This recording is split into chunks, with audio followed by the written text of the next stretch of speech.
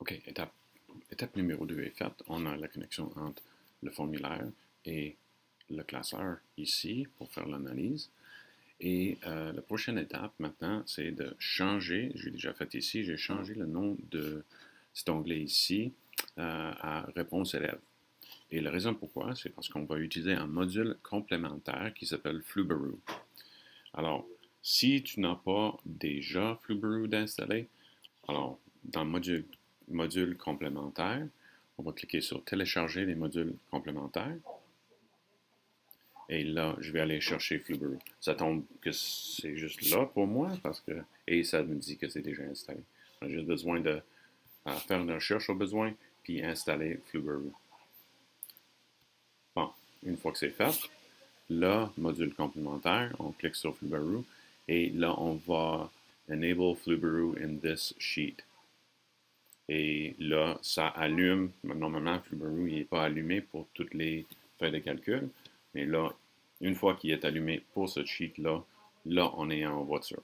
OK? Alors, Flubaroo, ce qu'il a besoin, c'est besoin de savoir que les réponses des élèves viennent d'ici.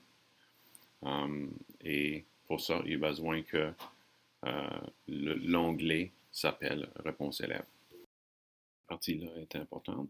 Alors, avec Flubaroo, il faut mettre un setting ici, Flubaroo, avancé, option avancée. Et ici, il faut cocher When regrading, clear grade sheet instead of deleting. Ça dit experimental, mais c'est ça qu'on a absolument besoin de ça, sinon il y a des liens qui vont briser. On clique Submit et puis là, on continue. Si vous regardez aussi dans les dernières mises à jour des modèles qui sont partagés par le conseil, par José, ce que vous allez voir, c'est qu'il y a un onglet qui s'appelle Corriger et il y a une ligne là-dedans avec toutes les bonnes réponses. Ça va éviter que vous ayez à faire là. Alors là, je peux cliquer sur le numéro 2 ici, copier et puis au besoin le coller ici dans mes réponses élèves. Comme ça, j'ai une référence, j'ai le corrigé que Flubaroo va utiliser pour pouvoir faire la correction. Alors là, j'ai mon corrigé ici. Il s'appelle corrigé en plus pour vous autres. Et j'ai un test. Et comme j'ai dit, les informations pour le corrigé viennent de là. Alors voilà. Maintenant, on peut utiliser module complémentaire, Flubaroo, puis corriger le formulaire. Il va dire peut-être corriger le formulaire ou corriger à nouveau. Moi, je l'ai déjà fait plus qu'une fois. Ça fait que à nouveau. Voilà. Et voilà. Ça va remplacer les notes existantes. C'est bien correct. Oui, on continue. Étape numéro 1, c'est de décider quelles questions sont vraiment des questions, puis quelles questions sont pour l'identification de l'élève.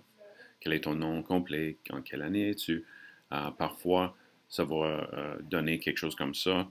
En quelle année es-tu? Et puis, il trouve qu'il ne reconnaît pas ça comme une question d'identification. Il faut vérifier que les bonnes choses sont à la bonne place, puis on a un point par question. Continue. Puis là maintenant, on choisit le corriger comme modèle. Et ça, c'est la clé de correction. Je clique là-dessus et je fais continuer.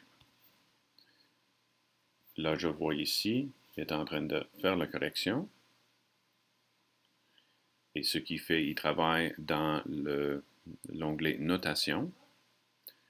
Et il va tout effacer ce qui est là. Il va recommencer, tout remettre les calculs nécessaires. Là, on peut fermer ça. Et là, on voit les notations comme ça. Si vous voulez le faire vous-même, vous cliquez ici et vous cliquez sur l'œil. Et puis là, vous pouvez prendre vos réponses à vous. Et ça va tomber directement ici dans Réponse élève. Là, votre formulaire est prêt à l'utilisation. Les réponses des élèves vont tomber ici avec l'adresse, avec la date, et ainsi de suite. Et puis c'est ça. Une fois que votre classe a terminé, vous pouvez faire la correction. Module complémentaire, Flubaroo, corriger à nouveau.